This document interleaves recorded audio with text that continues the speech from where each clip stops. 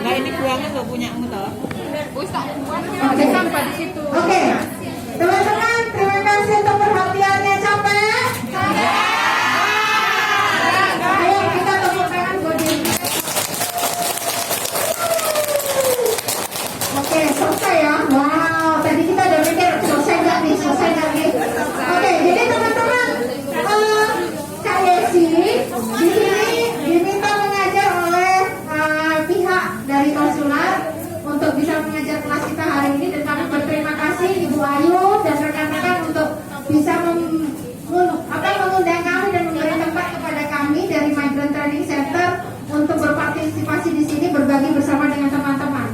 Jadi hari ini Kak Yesi mau cerita sedikit tips berwirausaha dalam bidang kuliner. Teman-teman, saya tahu teman-teman pasti sudah banyak ikut kelas di mana-mana ya, ikut kelas bisnis, ikut kelas pelatihan keuangan, kuliner, salon, dan lain-lain.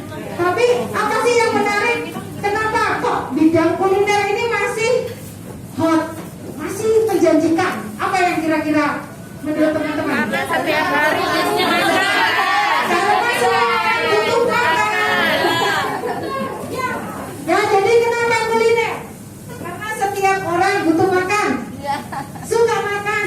Saya jadi masih ingat, kayak sih masih ingat kalau Bapak Chandra bilang ya bisnis makanannya mulai karena beliau menyadari bahwa banyak orang yang suka makan, butuh makan, dan nggak akan pernah habis bisnis ini. Ya, jadi menjadi sumber bisnis yang menjanjikan dan kreasi yang tidak terbatas.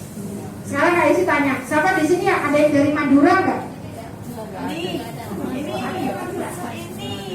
Bisa masak nasi bom Madura nggak? Orang Jawa bisa nggak masak nasi bom Madura? Sampai di sini yang bisa bikin rendang Padang, yang bisa bikin rendang, nasi rendang. Siapa yang emang asli orang Padang? Jadi kenapa Kak Yesi bilang begini? Karena teman-teman, Indonesia itu sangat kaya dan kita patut berbangga karena dari ujung timur sampai ujung barat seleranya itu macam-macam. Ada yang manis, pedas, ada yang kaya dengan bumbu dan rempah, ada yang cuma masak ikan cuma direbus-rebus doang jadi sup. Ya, kalau orang Manado, ada yang dari Manado? Nggak ada. Kita kalau cuma makan ikan nggak ada yang digoreng, semua masuk jadi sup gitu, sudah jadi satu sup asam pedas, sudah dimakan begitu sudah enak. Jadi kreasi yang tidak terbatas itu masih kita bisa upayakan kalau kita berada di bidang kuliner. Siapa di sini yang suka makan nasi jagung? Nasi jagung lauknya apa? Biasanya lauknya ikan asin, gulungan, urap, apa lagi? Ikan goreng, wajan, teler, apa lagi? Sambal terasi, kasih bawang enggak? Kasih mendol enggak? Kasih rempah enggak? Banyak. Satu macam masakan bisa kita kreasikan sendiri-sendiri. Kalau teman-teman jalan di Victoria Park, di taman apa, di jembatan Mongko, jembatan Meihu, semua jualan itu macam-macam, ya kan? Lalu,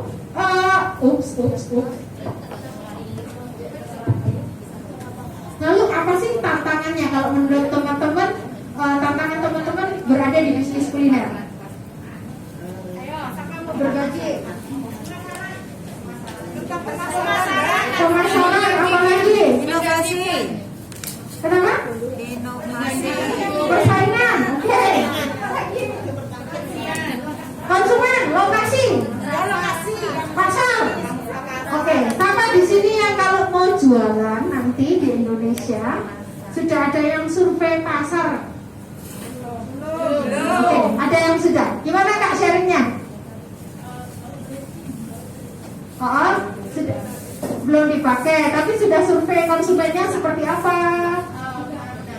Para pedagang. Oke, jadi kita teman-teman memang penting. Kita nggak bisa sekedar kalau kita mau jualan, oh aku bisa nih bikin nasi Bali. Besok aku pulang langsung bikin nasi Bali. Patok harga 1 porsi 15.000.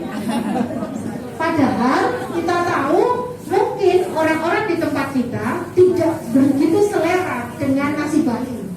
Mereka seleranya nasi anget, nasi tiwul, nasi jagung, sama sayur ikan. Daya belinya cuma bisa buat makan siang, paling banter cuma 10.000. Apakah kita akan berhasil? Tidak. Jadi hal yang perlu diperhatikan teman-teman, pasti siapkan modal. Siapa yang sudah nabung? Ya kan? Sisihkan modal dari tabungan. Sama di sini yang modalnya dicampur sama rekening sehari-hari. Masih dicampur. Ini modal pokoknya jadi satu. Apa kekurangannya? Apa? Habis. Kenapa habis? Modalnya buat belanja karena kita nggak punya apa ya? Nggak punya batasan. Yang ini buat kebutuhan sehari-hari, yang ini memang buat modal.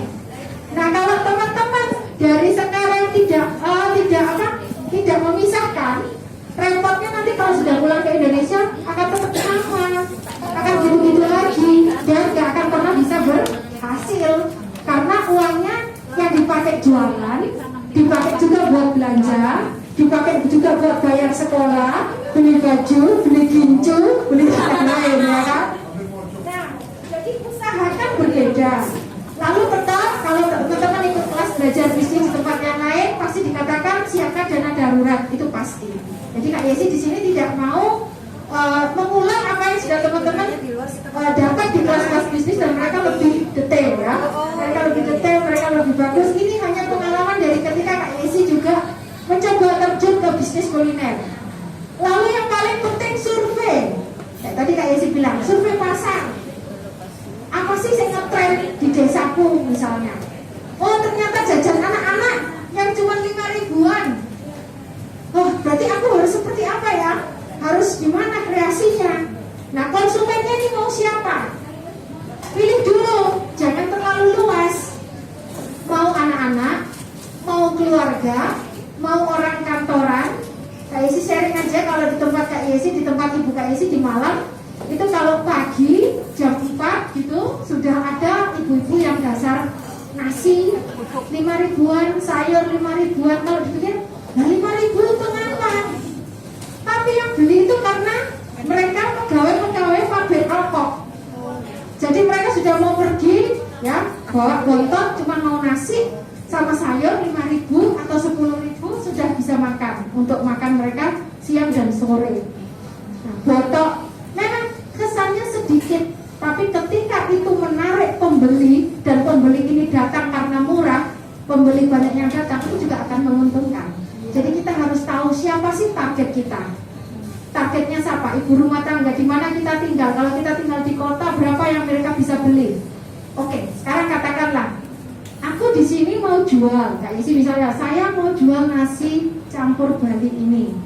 Kalau aku jual, kalau Kak Isi jual 88 ke teman-teman. Teman-teman mau beli nggak?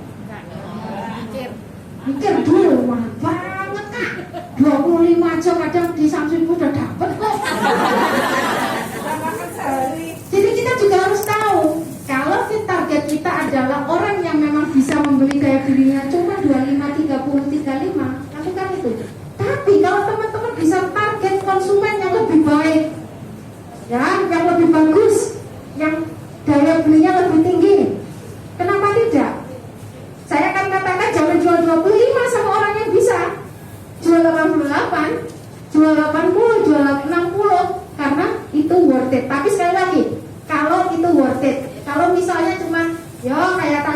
pokok semua kan yang masuk perut ya sebenarnya ya. Tapi kalau dicampur nasi Balinya diublek jadi satu